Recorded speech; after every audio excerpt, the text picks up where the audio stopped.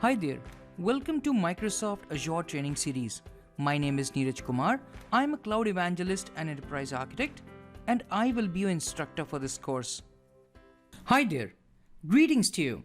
In this module, we will try to understand and implement Azure Monitor to log and monitor the health of the services.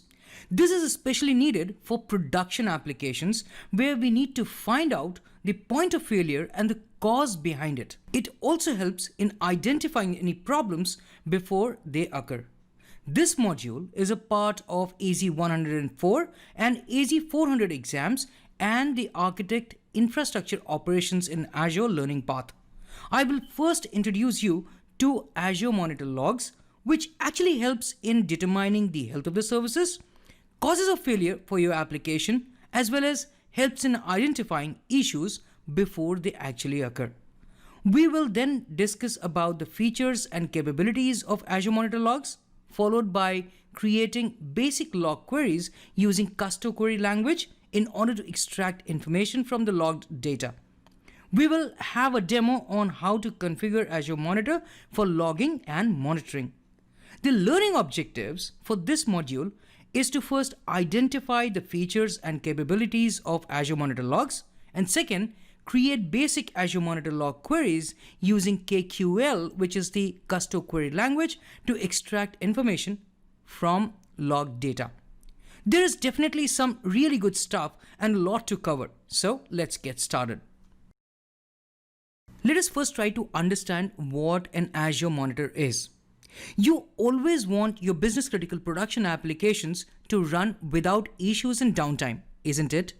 For the same, you need to continuously analyze logs and monitor your application and its dependent services to remediate any issues.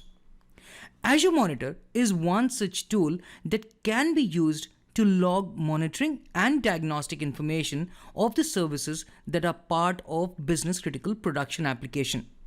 Monitoring and diagnostic logs can then be used to visualize and analyze the health of the services and accordingly take appropriate actions if there is a call for action.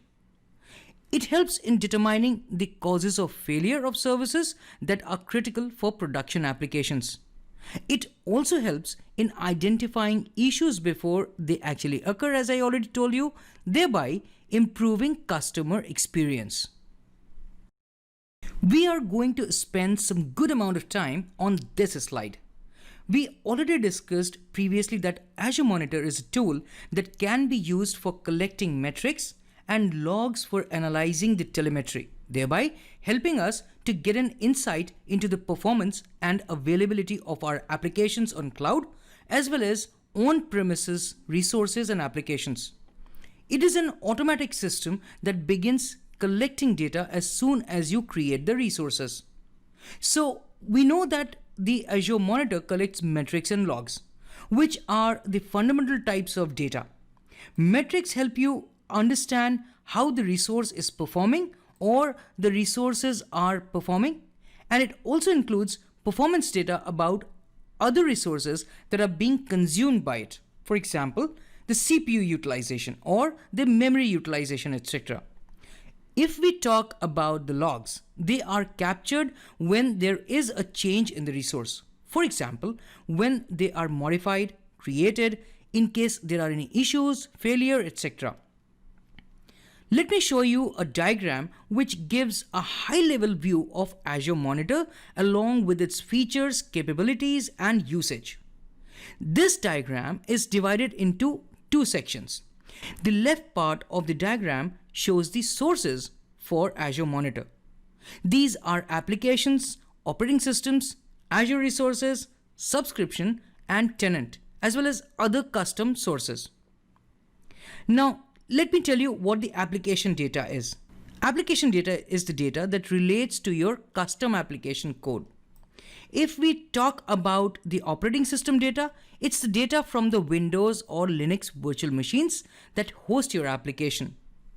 For Azure resources data, these are the data that relates to the operations of an Azure source, such as a web app or a load balancer. If we talk about the Azure subscription data, then it is the data that relates to your subscription. It includes data about Azure Health and availability. And if you talk about the Azure tenant data, it's the data about your Azure organizational level services, such as Azure Active Directory. The right side of the diagram is the Azure Monitor, where we will first have the data stores for metrics and logs, and then the data is consumed by different functions and services. For example, we can integrate it with logic apps or use the export APIs to perform specific actions. We can analyze the data using metric analysis or log analytics, for which we can use the Custom Query Language or the KQL. Custom Query Language, it is also abbreviated as KQL, was developed with certain key principles in mind, like easy to read and understand syntax, provide high performance through scaling, and the one that can be transitioned smoothly from simple to complex queries. Interestingly, the KQL is a read-only query language which processes the data and returns the results. It is very similar to SQL with sequential statements or the sequence of statements where the statements are modeled as a flow of tabular data output from the previous statement to the next statement. These statements are concatenated with a pipe character. We will talk more about it and see it in action when we are working with the demo. We can respond to critical situations by sending the alerts and set up rules for auto-scaling to respond to the changing computational needs. Then we have the insights, where the data can be used by the applications, VMs, including containers and monitoring solutions. And finally, we can visualize the data using dashboards, Excel workbooks, Power BI tool, or by creating views. These help in understanding the current state and take actions accordingly. The data collected by Azure Monitor can be extended by enabling diagnostics, where you get the full information after you have enabled it. Also, for virtual machines, you install the agent to send the data to the Log Analytics workspace. Now that you understand what Azure Monitor is and its features and capabilities, let us try to dig a little deeper to understand what logs are and what metrics are. Logs contain time-stamped information about changes made to the resources. We know that the events can occur sporadically or at fixed intervals and also depends on the source where the event is occurring. These events can be from the applications and services which provide the context for the events, and these logs are organized into records. It may include metrics data, which is numerical, but mostly it is text data. As I said, you can store metric data into logs to combine them with other monitoring data for analysis. These logs show the context of any issue and help in identifying root causes to the problems. Metrics, on the other hand, are point-in-time information of a system based on a numerical value. Azure Monitor does frequent sampling of the source and captures metrics in near real time. They are useful for alerting and take appropriate actions as and when needed. One such example is the scaling of services or the servers based on the CPU and the memory utilizations.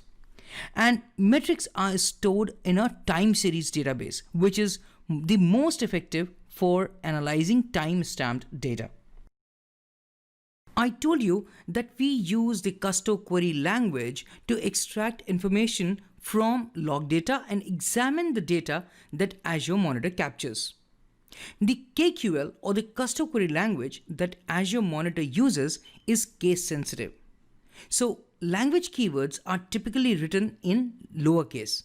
When you are using names of tables or columns in a query, make sure to use the correct case. There are some demo platforms that are provided by Microsoft, which can be used free of cost for practice purposes. They are for log analytics, and then we have the application insights and the Windows Defender Advanced Threat Protection, which is the Windows Defender ATP. These platforms also have saved queries that can be used to get an insight into how KQL queries are formed and complex queries can be built. You can save your queries as well. Now, if we look at the custom query language that we have on this slide, on the left hand side, the first one is the heartbeat, which summarizes the results by the computer IP addresses. What it does is, it retrieves the most recent heartbeat record for each computer identified by its IP address. If we talk about the next KQL statement, which is for the events table, it retrieves the count of events data between the specified dates for the state of Florida. So we are soon going to look KQL into action when we are doing the demo. So here I am on my Azure portal, and as you can see, I have different resources here. One is the app service, which you can see here, ATCSL app. I have a recovery services vault, which is ATCSL vault, an application insights, the app service plan for the app service. So what we can do is we can go to the ATCSL app, which is the app service. On the right hand side, you can see the URL. If I click on it, it will open the web app for me. Now what we need to do is to monitor this app services web app. There are two ways to do it. One is I can scroll down, and under monitoring, I have alerts, monitoring and logs. I can click on metrics, and since I am on the app services web app, it will automatically create the scope as ATCSL app for me. And for the metric namespace, it will use the app services standard metrics. I have the option to choose the metric, which can be the average memory working set or the average response time, connection, CPU time, and so on and so forth. And once I select the metric, I have the option to choose the aggregation, which can be an average, a count, a maximum, or a minimum, depending upon the metric that I have chosen. There is one another way to do it, and that one is to choose monitor directly from the left hand side. And here again, I have the alerts, metrics and logs. So what I can do is I can click on metrics, and it will ask me to select the resource. I can select that scope from here, which is ATCSL. And now it is asking me to refine the scope. What it also says is, why can't I select multiple resources?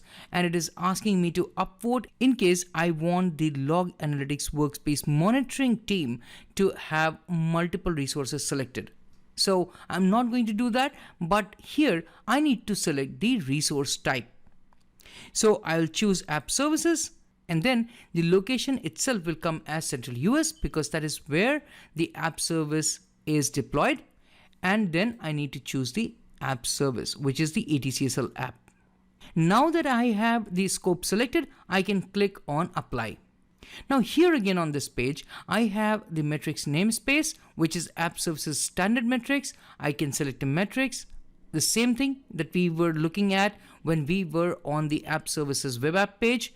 And then I have different options here, data in, CPU time, and so on and so forth. I will click on CPU time.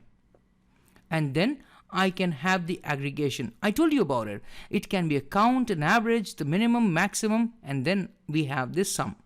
So what I'm going to do is to take an average time.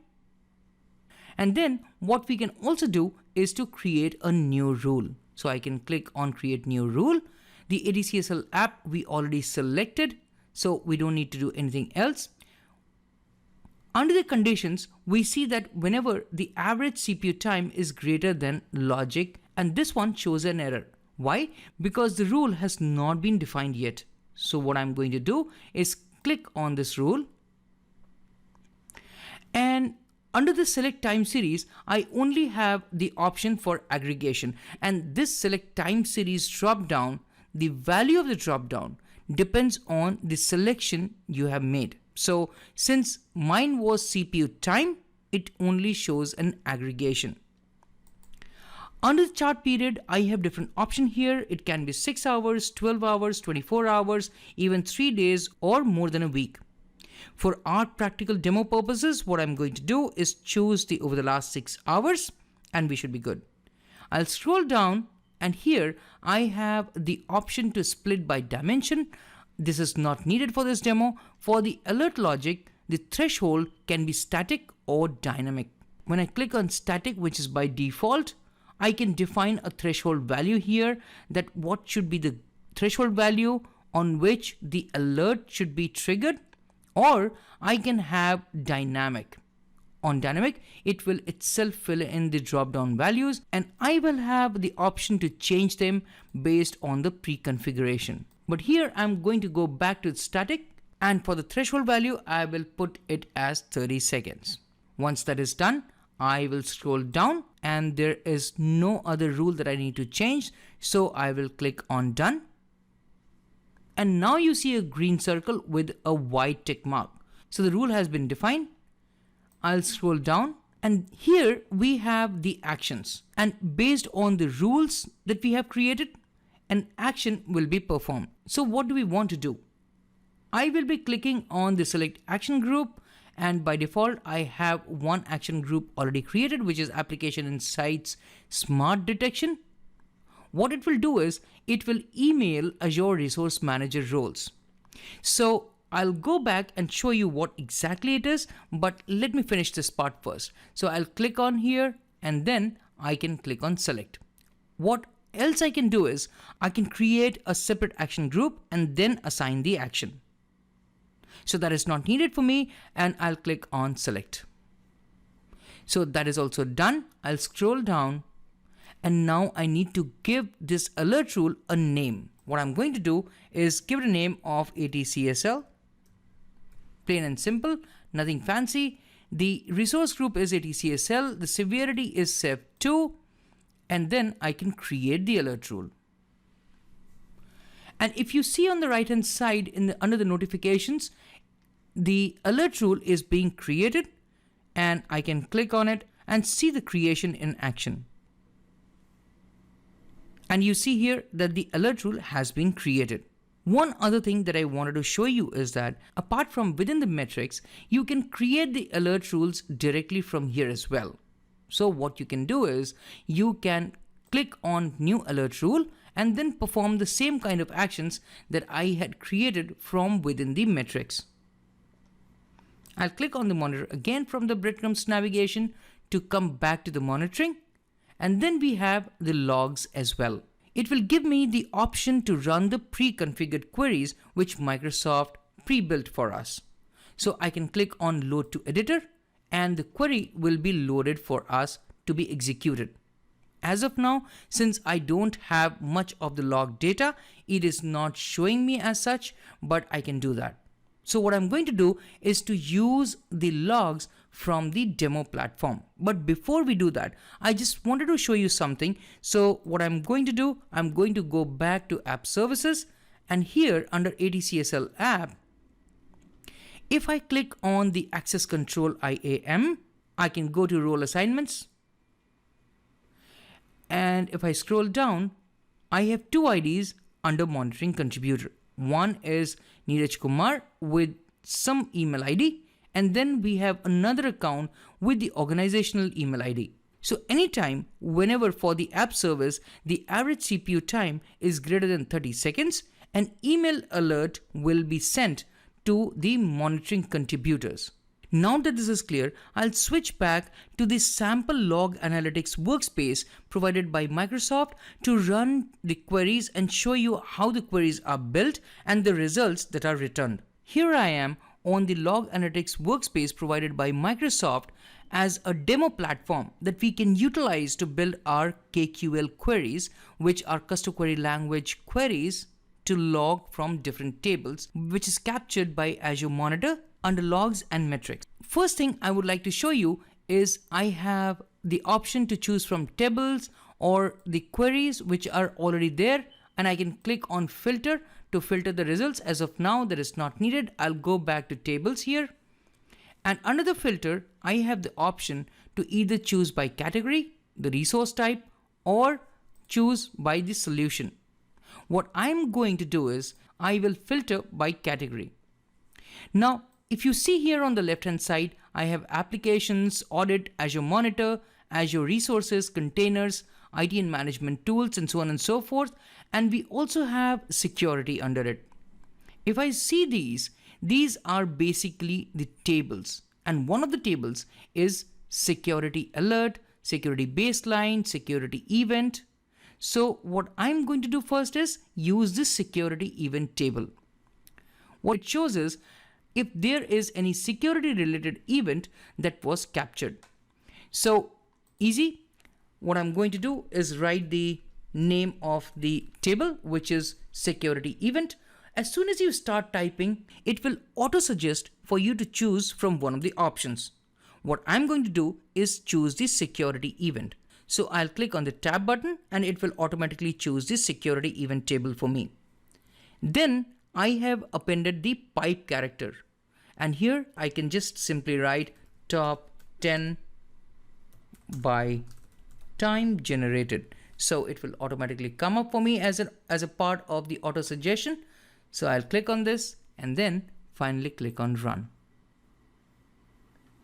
And here you go. We have the results here where it says the account that was used at what time, and the account type is a machine or it is a user, and the name of the computer, and there are other details as well, which is the event source name, the channel, and the task along with its level, which is the severity level, and if there are any other information related to the same event.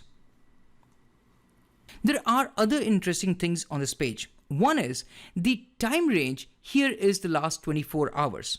What you can do is you can just click on it and you can increase it to 48 hours or 4 hours or 12 hours, whatever you want. And then you have the option to save the query. You can copy link to the query or copy the query text or copy the results if you want.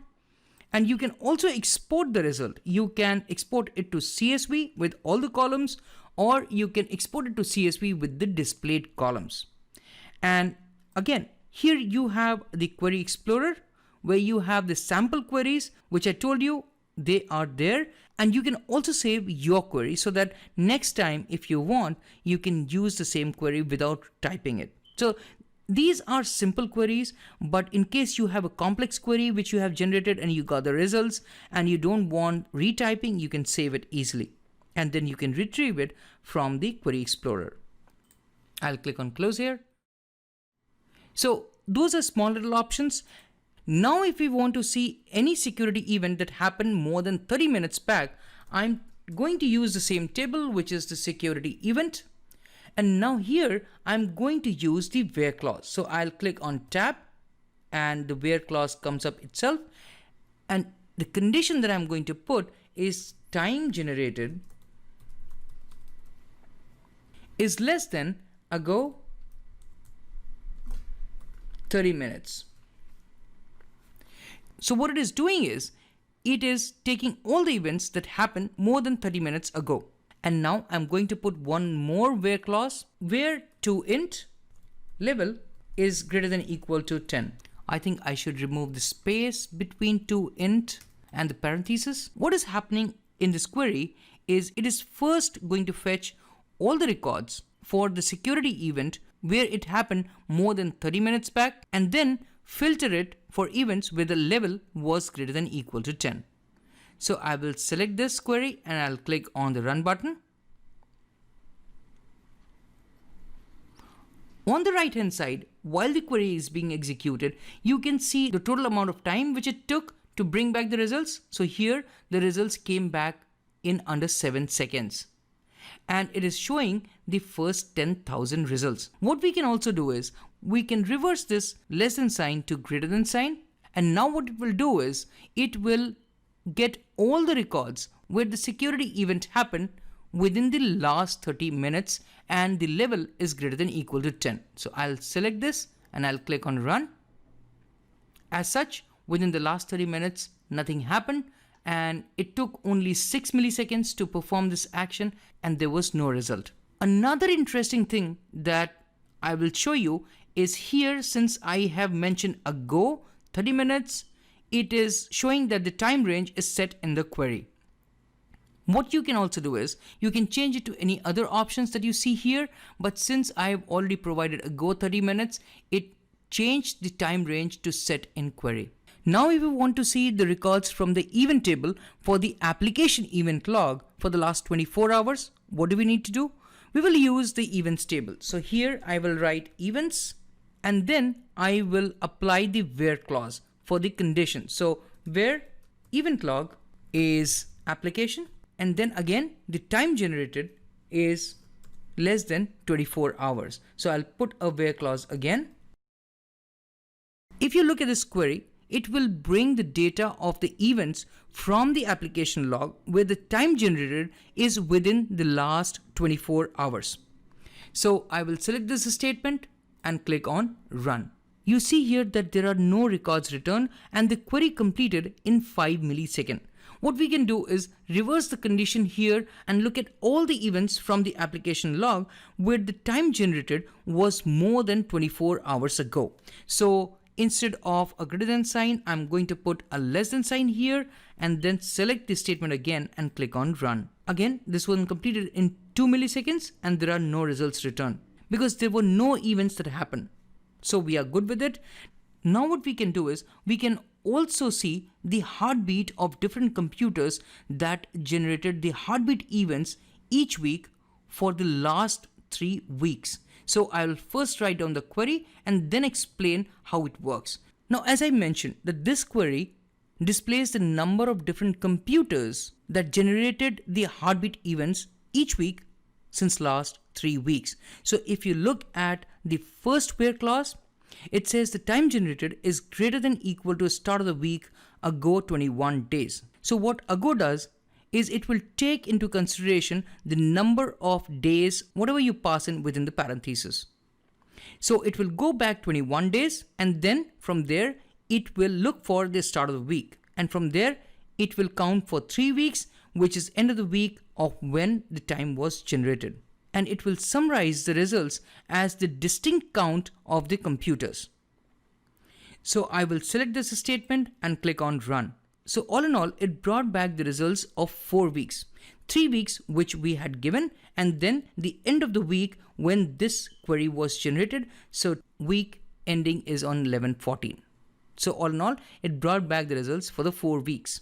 Now, in case if we want to render this result as a bar chart or a pie chart, we can simply write render and then use the different chart options available here. What I'm going to do is use bar chart and then I'll put kind is equal to default. Let's select all the statement and click on run. So there you go. You have a beautiful bar chart that gets displayed when you render it as a bar chart. So this is how you build simple and complex queries using custom query language and display results either in tabular format, or you can build beautiful charts as dashboards and present it to the stakeholders. So finally, we are at the end of this module to understand and implement Azure Monitor Logs to analyze Azure infrastructure. We started with an introduction to Azure Monitor, followed by understanding the features and capabilities of the Azure Monitor and what it does.